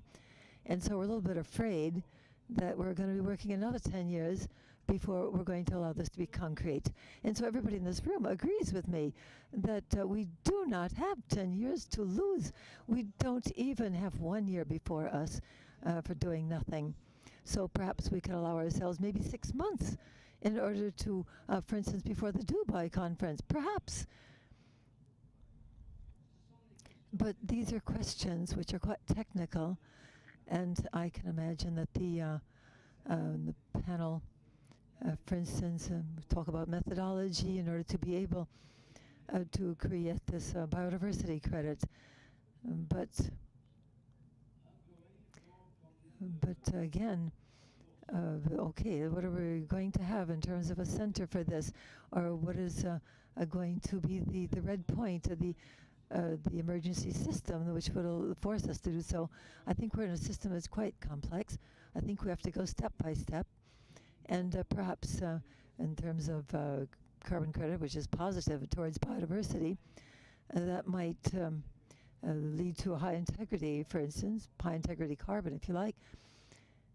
And so this is a system where governments have to play a very important role, an active role, even much more active than what we've been doing in the past and in the voluntary carbon market, because we have set aside systems. We've created parallel markets. And in terms of biodiversity, I think we have to understand that this is going to be integrity, which is going to be very important. We know that for the private society, private companies, no private company is going to buy up in these different credits, or what is the term they use in Spanish? Certificates, that's what it is. Yes, I believe you have some kinds of biodiversity certificates. So if Gabon is going to be using these biodiversity certificates, and then of course all of a sudden these different NGOs are going to start to say that we've been killing elephants, we've been killing gorillas and so on, and they're going to be afraid of the private companies. I think that in this particular panel, I think that we have made some progress. I don't think we have found all the different solutions so far, but it seems to me that we all, and I can imagine that this is the case in the room. In other words, if there's anybody in the room, you can just raise your hand. I'd like to see who you are. Okay? So I guess because we've got to make it work. We've got to find the means to make this work. And so we, together with Gabon and France, together, and the different countries that have traveled to Gabon for this conference, and the different technicians in the private sector, the NGOs, all of us together, we've got to somehow make this operational in order to do so. I believe that the challenge that I can launch this group here is to try to find a few examples that are concrete and that you can somehow launch. In other words, find something, a few concrete examples that we can all defend, that we can put before us in the private sector. And so I would think no one is going to criticize you, because all the different NGOs, all the different governments, and all the different organizations, the international organizations, agree that this is a real carbon and biodiversity value, and you can buy it with confidence. So find us a few examples so that, and if I can participate in this, I will be ready to go. Okay? Thank you very much. So much, Minister. Even though we've been hearing about the carbon forest credits for the last 20 years, the first time I heard about them was in the early 1990s by young economists from Costa Rica. Turned out that that young economist from Costa Rica is today's Minister of Environment of Costa Rica, Mr. Franz Tattenbach. Mr. Franz, the floor is yours. Can you give a mic? Oh, he has a mic. Thank you, Carlos Manuel, and thank you to the GF and its expert team for this report. Yeah, I have mixed feelings. Some are deja vu. Like you said, 20 years ago, we started working for getting forestry and climate change together, and it was not very welcome in those days. Now it's so urgent, the situation, that is being welcome. So that is the mixed feelings I have. So, but it's urgent. Like Minister Lee said, I think it's very, very urgent that we pursue this faster, and that we do it, we cut some of the details. Implementation, you know, I had a good friend of Carlos Manuel as well as mine, who used to say that in the implementation, which is where we're going forward now, the implementation summit, my dear friend Chrysola Sakaparova said this morning during the opening, this is an implementation summit. In an implementation summit, we need to realize that the real issues that you're going to encounter, 80% of them are not the one you're thinking are the issues. And of all that you're planning, I mean, no plan takes the battle properly. So taking that into account, we need to start implementing, and we need to cut some corners and go with some examples like Minister Lee White said. I mean, we need to start implementing with some problems. I see the report, a summary on the report. Yes, it covers all the issues and wishes. For that, I congratulate it. I mean, it covers everything. It's very comprehensive. Yet, I don't see a bold mechanism yet. I mean, new one. The certificate, yes, but attached to what? I don't see the how the finance will stop deforestation, the mechanism that will be delivered. What are we proposing for the countries? This is our forest that we're talking about. So what is being proposed to stop deforestation? What are the mechanisms? You see supply and demand of credits. You don't see supply and demand of deforestation stopping measures. That's void in the talk. Yes, barely there, talking that it should include the people. So yes, of course it should include the people. It is for that we want it. I don't have how the finance. I don't see a strong link between the shortfalls and the NDCs, Princess, the shortfall in the NDCs and the financing of what I call extracurricular activities that could stop and get us to 1.5 degrees. I mean, and why do I call it extracurricular activity? Because protecting the forest and avoiding deforestation is one of those activities that is not in the NDCs, but we need it. So what is the linkage between the shortfall in achievement of your NDCs and the funding of this extracurricular activity? A strong linkage. That's what I would like to see in the next COP. So I also would like to see that basically to get some numbers also, to get the real numbers here. Carlos Manuel talked about how Costa Rica started the environmental service payment. Yes, I am an old economist now, and I have seen it all. But Costa Rica has invested in its PSA program, or environmental service payment, I will say today, probably close to $500 million. So, and I hear numbers of 10 billion here. Costa Rica has invested in the last 25 years on its own purse, $500 million. And yes, and yes, we did stop deforestation. And yes, I think it paid off. And yes, we created some carbon credits, yes. And now we're going to take some advantage of that. But of that, we are recuperating $120 million so far. So about 20% maybe on some carbon sales. So that brings you a number. I think it has to be much stronger, much bigger. And I will insist in that topic, what is going to be the linkage, the real strong linkage between climate change and deforestation. And I think I leave that for the summit to be thinking about that, and congratulate you, Carlos Manuel, and the panel. And yes, and I think there are other mechanisms that could be built around biodiversity credit, but they are, a little bit too hard, and we'll leave it for our interventions to what I think it should be. It should be stronger, harder, should be more pointedly economic, supply and demand on deforestation, and conservation if you wish. But thank you very much. Thanks to you, Minister Tatenbach Capra. And with this, we will go through our last segment of today's panel. I want to thank the organizers that gave us an extra time, so I will stop right on time based on the instructions, 12:30 sharp. We'll stop our event. So I will ask the experts, representatives of the panel members, to take 1 minute and give us your take with regards to the report. The first one that I got in my speaking list is Emma Stokes from the WCS. Where is Emma? Over there?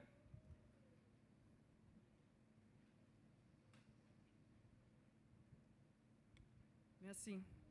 Thank you, Carlos Manuel, for the opportunity, ministers.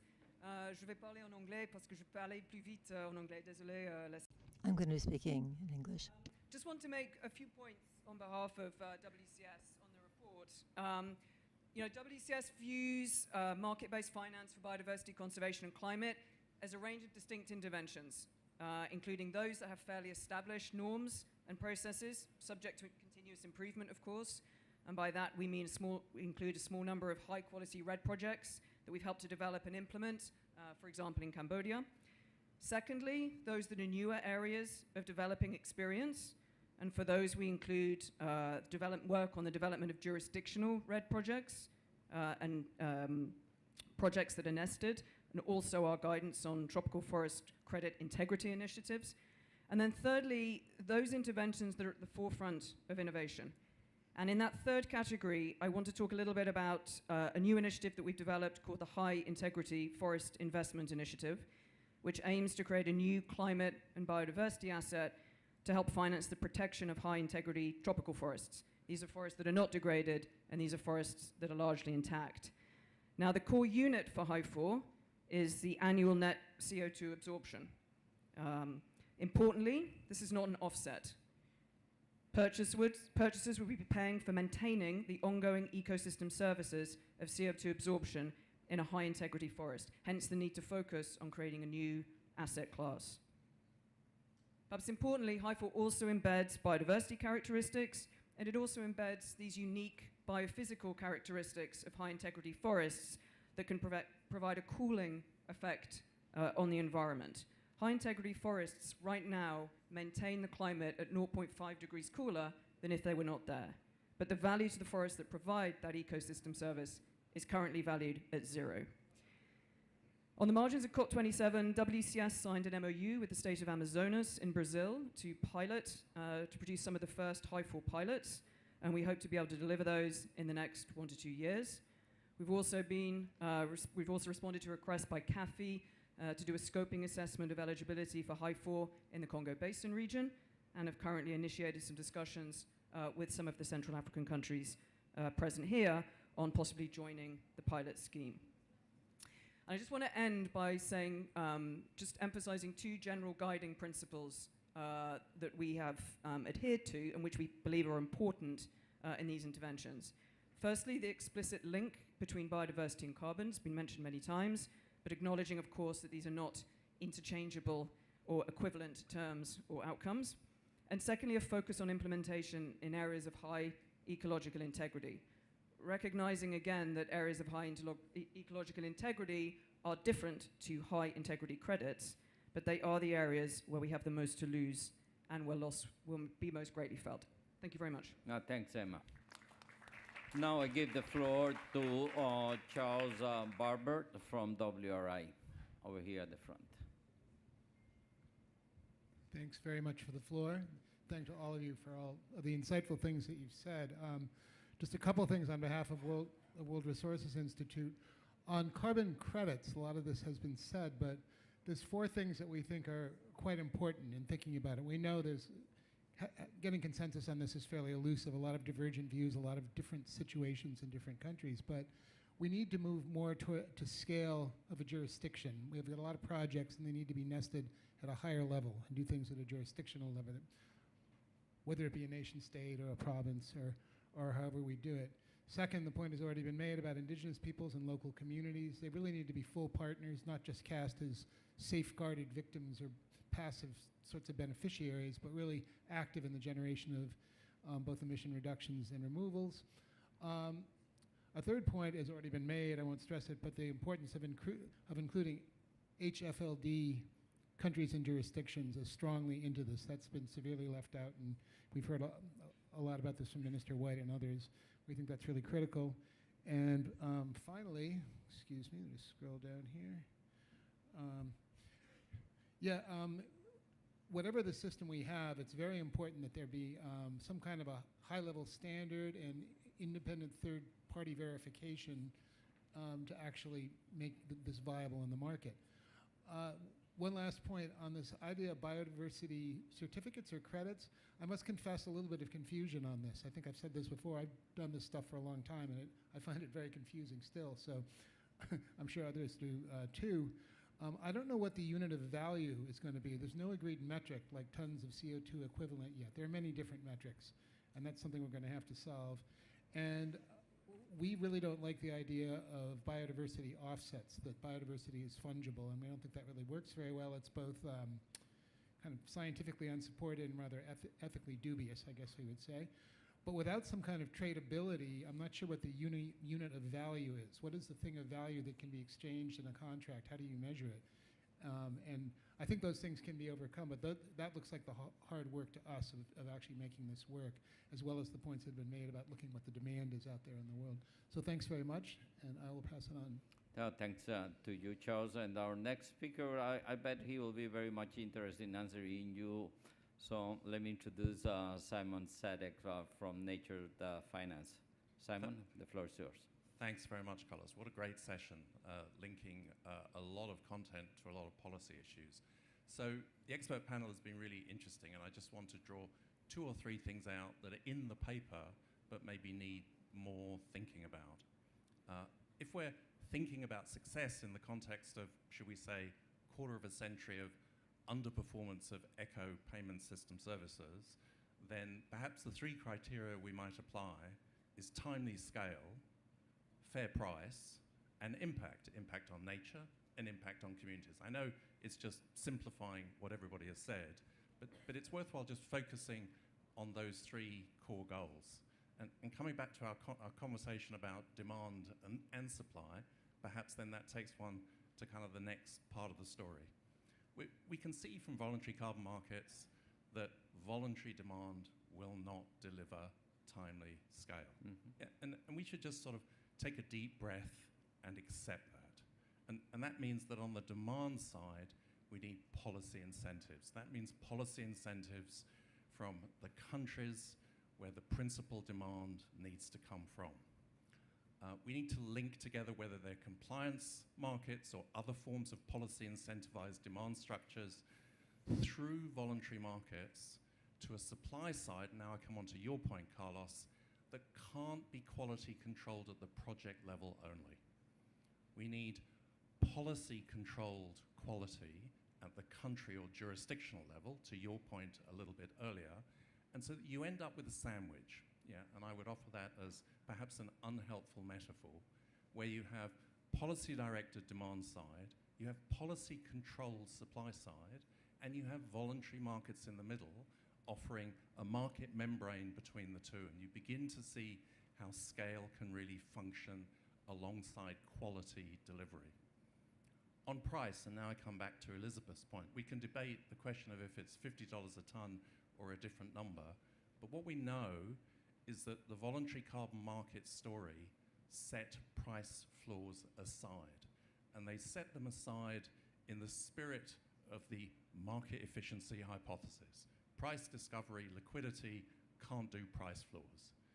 Well, actually, we have to do price floors. We shouldn't enter into a new round of credit or market development unless we embrace as a fundamental principle the need to set prices through a policy architecture as well as a market architecture. And without that, it's impossible to get away from the carbon cowboy problem and the phantom credit problem. And so actually it's within our mandate and remit and capability. Don't think financial markets, think pharmaceutical markets. We have lots of experience in setting prices in markets for lots of good and perhaps sometimes not so good reasons. And here is a case in point where there are many, many very good reasons. Third and final point concerns transparency and accountability. You had as your 5th recommendation, we need better governance, and of course that means many different things to many different people. Let me just highlight a couple of points. It seems to us at Nature Finance, and I think it's reflected in the Jeff paper, that we need a much higher level of transparency at the transaction level. We don't really know what these deals look like. The registers don't define price, they don't define ultimate beneficiary often. We actually really don't know a lot. Unlike, say, a financial market, where the regulator at least is meant to know what on earth is going on, even if not every market actor knows what's going on. But it goes further than that. We need to know who the traders are. We need the anonymity of trading that exists in carbon markets at the moment to simply go away. We need to accredit traders or use blockchain technology to understand what the history of their trading is, and then we can overcome some of the information and negotiation asymmetries that have created problems in voluntary carbon markets so far. So I think there's a lot we can do. I think actually it's all in the paper that you describe, but as we heard from the Minister of Costa Rica, the devil's in the detail, and there's really work to do over the next year. So I would conclude with the recommendation for a global platform, tick yes, but please let's not repeat the errors of the work that was done in developing voluntary carbon markets. We need to take on these more sophisticated design specifications and have a platform of work during 2023 that really begins to think about how to address timely scale, just price, and impact on nature and nature's stewards. Thank you. Thank you, Simon. Thank you so much. So now let me pass it over to Maria Claire Paz from the TNC. Please, Maria Thank you. Claire.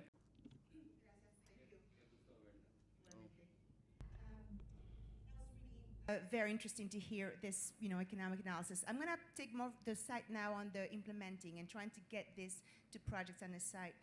And I want to mention 3 points. I think the first one, Monsieur Desmarais brought it in. I think in the end, every one of these projects or every one of these tools is complex. They all take a time to develop. I think there's a benefit in sometimes, in spite of the complexity, to try to see how they can help to leverage each other, how we can help make connecting. You brought example of using credits and use them in the context of bonds, for example. So there's a need to maybe look at this. And again, right now we're discussing a lot of the connection with biodiversity and climate. Countries like HFLD will require this recognition, again, on the biodiversity connected to the carbon. So I think this is an important element in this toolbox. I think let's just perfect every one of the tools, but also let them put it in the context of this multiplicity of tools book, which some of them can be better applied and better create more impact by connecting them with others. So I think that's one point. Second point I'll make is also about the importance of the clarity on the governance and the clarity on the rules. I think we heard a lot about how confused messages for the market makes it complicated to buy into the systems. There's a role for private sector, there's a role for government, there's a role for civil society. And I think understanding and helping to create examples and models with those clear governance, with those clear rules at the national level, at the jurisdictional level, international level, is really good, is fundamental. I think it's part of the analysis that's been done. It's about the science and about the economics, and it's about the governance in that. The third point I'll just make is I think it's, in the end, because it's all very complex, and in the end, there's going to be not really one single solution that solves all the problems. We need to get some projects going. And to just, in this case, completely echo what Minister White said earlier. We need to have some few projects.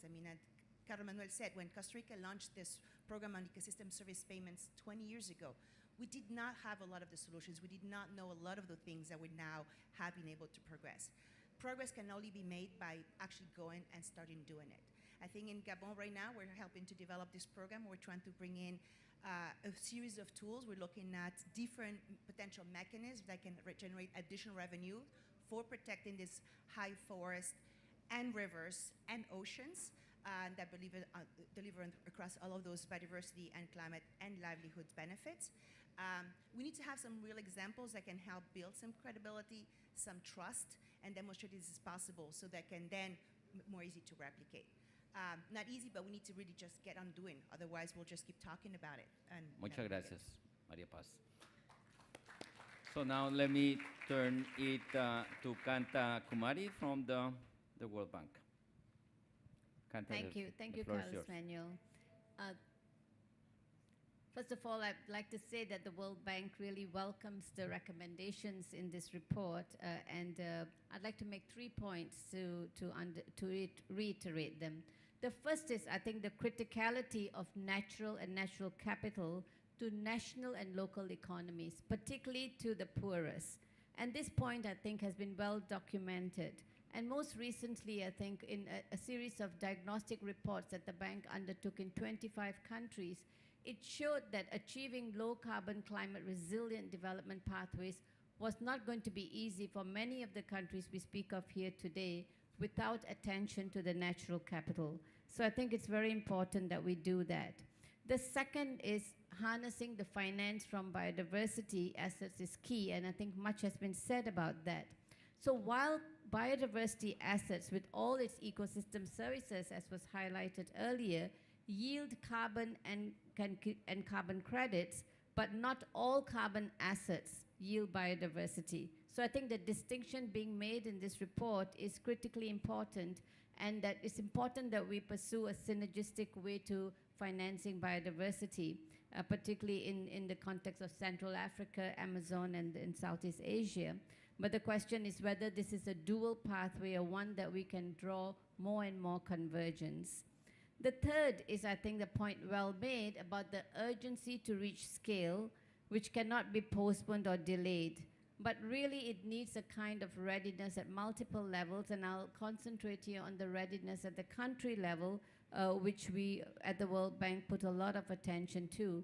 So while there have been lots of multiple successful projects at the pilot level and individual level, reaching scale remains the imperative and must be done. However, to reach scale without the strong focus on the readiness, institutional and governance aspects and policy frameworks at the country level, that will not be done. So I think we really need to work on that. In that context, just mentioning here a new initiative that we're starting at the bank on leveraging national capital accounting and climate finance for the Congo Forest Basin countries to really build the capacity and systems at scale. Thank you very much. Thank you, Tom. Thanks to you, Kanta. Now, let me pass it over to our dear friend Gilles Kleint from AFD. Gilles? Merci Carlos Manuel, cher ministre. De s'exprimer ici. On a travaillé activement dans ce groupe en un temps très resserré et on se satisfait de nombreuses recommandations qui positionnent les crédits carbone. Women credits and all the biodiversity accent of the group that has been enlarged, and every tool that is available for the green fund fiscality, and also the extra, the finance for the biodiversity. As a public bank for development, the first word will be that the money for development, either for the World Bank, bilateral bank, English, Germany, the banks of the South, for public investment constitute 15 to 20 investment to the global investment. This investment reduces hundreds of millions in terms of carbon finance, 220 last year. For example, with the case of ADFC, and then you have the other case that comes from the Development Bank for China, the South African Bank, BNDES from Brazil. The problem is that with all this money, it's not yet aligned. Because when you see with the Paris Agreement, all this money we spend, we're really working with forestry country or such as Gabon to create an ecosystem which finally the coverage of the good state, not the restoration, not the making up, but just the consideration of the forest in good state is shared beyond the only public service. Because obviously the question here is that, and I'll close with a very simple story, because I was a director of national parks, and there was a question we had to ponder on, and because France would cover the expenditures of 3 million 0.5 hectares of Guyana forest. Why would this condition necessary for a company to come in and invest and take into cover 30% of the budget or participate to this effort, and obviously maybe have a nature certificate. But we will be in a contribution, a positive contribution, but we will need rules, metrics, national commitment to all the ecosystems in terms of regulation. And this is good because today we are reaching the Montreal Agreement, where we know that each country has to protect roughly 30% of its lands and oceans and set up policies, but countries also have biodiversity strategies and national funding plans. This might be BioFin, as they're called. Now, how do we share the responsibility and the implementation? This is the key question. This has to be done with a certain number of tools, but we are sure that these tools can play a role from the time we have to make a distinction. That is very important to cover the positive state of the ecosystem without having to stain on the policy of restoration. But I think that with the AFD and other public banks of investment, we are ready to think on the operationalization of countries champion in the forest conservation to move concretely and create enabling environment so that the investment funds companies come and support the public efforts in these respective countries. Thank you. Yes, let me give the floor to David Valianta from BNP Paribas. Sir, the floor Thank you is very yours. much, Carlos Manuel, and I'd like to thank the team and congratulate you for the hard work under time pressure. I think it's great to see that happening. So maybe I'll give the point of view of a finance professional, part-time academic, and also an advocate of positive finance, as my friend Philippe is. So to a certain extent, I think what we can share is a couple of principles that we think should apply to voluntary carbon markets and probably would apply in the same way to possible biodiversity positive carbon credits. And what we're trying to achieve is two things. We're trying to achieve scale, because we need to go large and quickly, and we try to achieve credibility. Because without credibility, we're trying to move forward, and it takes us back a couple of years. So we can't afford not to have credibility in any system we'll put forward. So the first one I would mention is that credits and certificates can play a role in the fight against climate change and biodiversity, and your report rightfully put them together. The second point, which I think is important, is that credits, if we use credits, should only be a complement to a strong and appropriate environmental strategy and not a substitute. So what I mean by that is that credits should only be a limited part of CO2 reduction. The bulk of it needs to come from real reduction. And to me, that's actually quite important. Second point, and I think I'll completely second the report on that, is the high quality of credits and certificates is paramount. It's paramount to credibility, it's paramount to scale, it's paramount to efficiency. And what that means is we need to finance projects that lead to long-lasting impacts, not just short-term impacts, and actual, ideally measurable impacts. That means additionality, that means verification, that means standards, that means paying attention to IPLCs. We also need solid accounting and reporting, so that's very boring, but that's what makes the world go round. So solid accounting and reporting is really important, and that's important to credibility.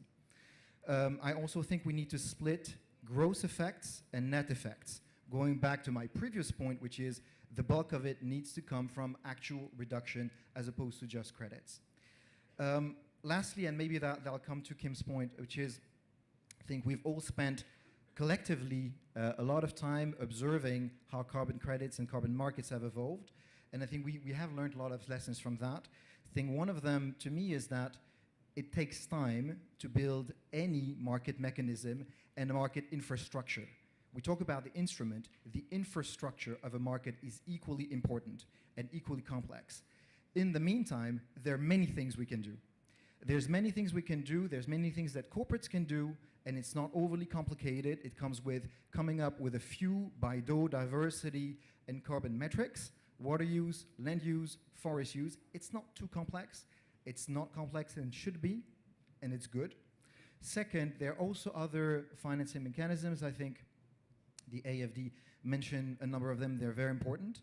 And then there are other things that finance can do, including biodiversity and climate in existing portfolios, as opposed to just creating new instruments. We already have a lot of instruments going on. We invest in bonds, we invest in equities. We can, and we do include sustainability criteria. The last one I'll mention, which is not related to my profession, is we need to train people. We need to train the existing generation of leaders, and we need to train the new ones. And I think that's our collective responsibility. Thank you. Oh, thanks to you, David. Thank you. And our last speaker for today is the Minister of Environment and Tourism from Congo. Madame, you got the floor. Merci.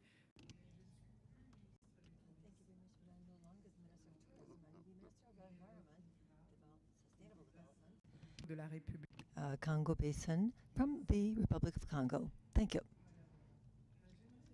I would first of all like to thank Lee White the Minister of the Environment here in Gabon, and he's my brother, my friend, for having given us an opportunity within our partnership, together with France, that we'd also like to thank for this One Forest Summit, to be able to come towards something which is concrete, something we can touch upon.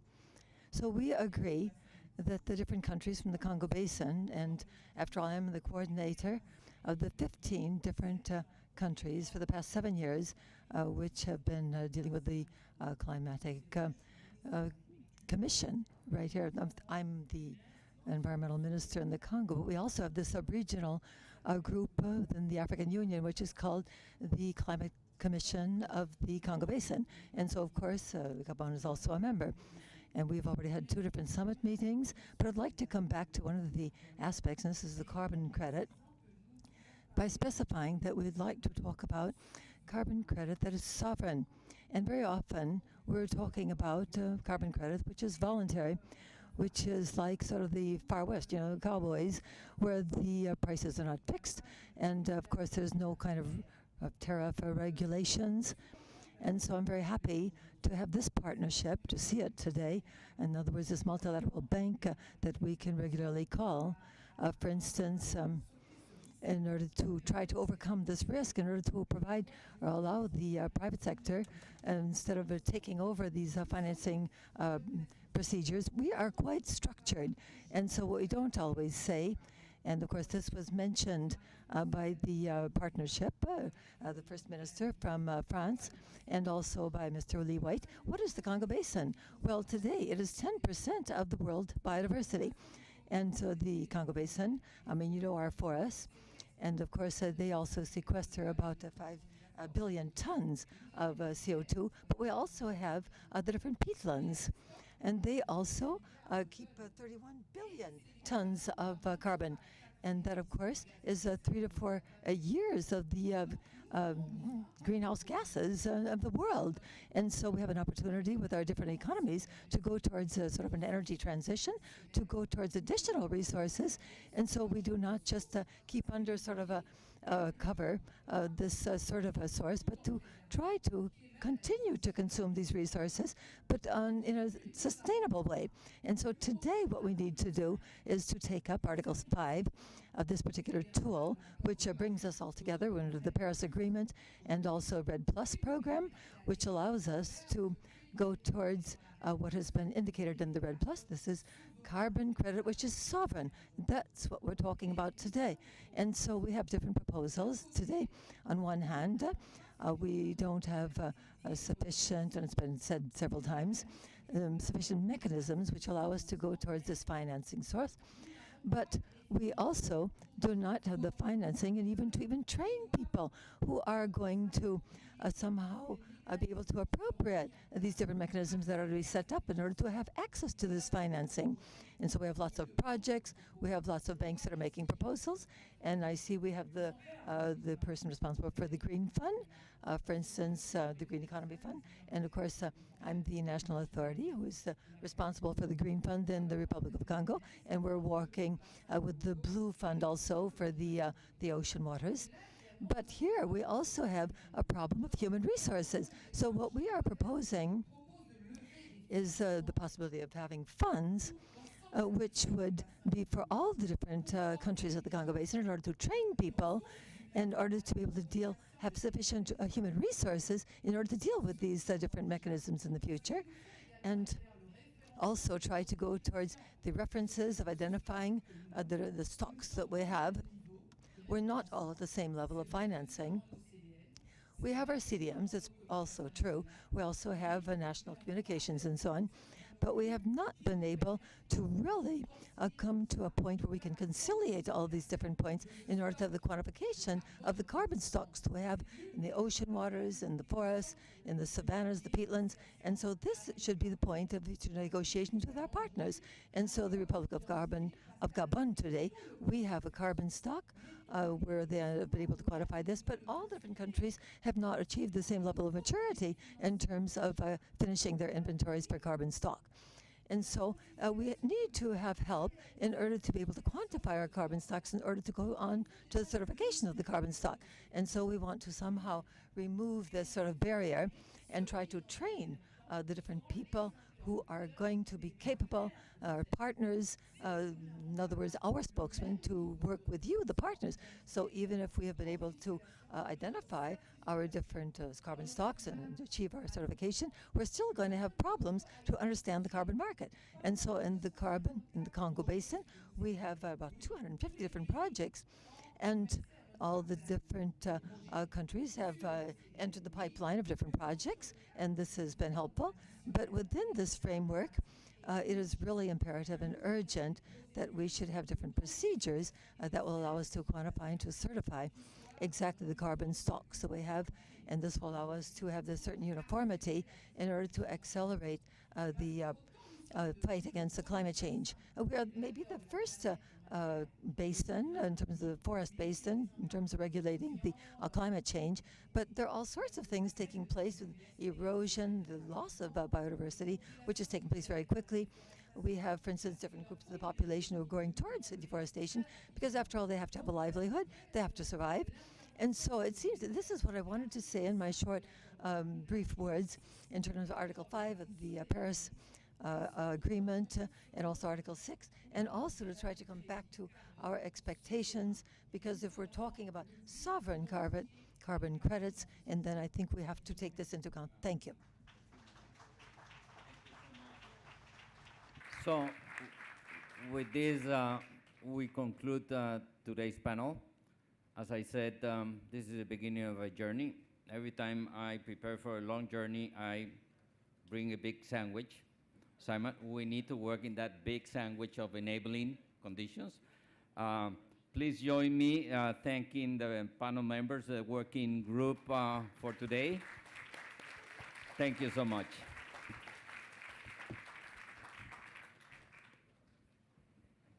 We will take a very short break. As you can imagine, we are 40 minutes late, so the break will be 5 minutes only. There is a little bit of a coffee behind you on the room over there. 5 minutes break. Thank you.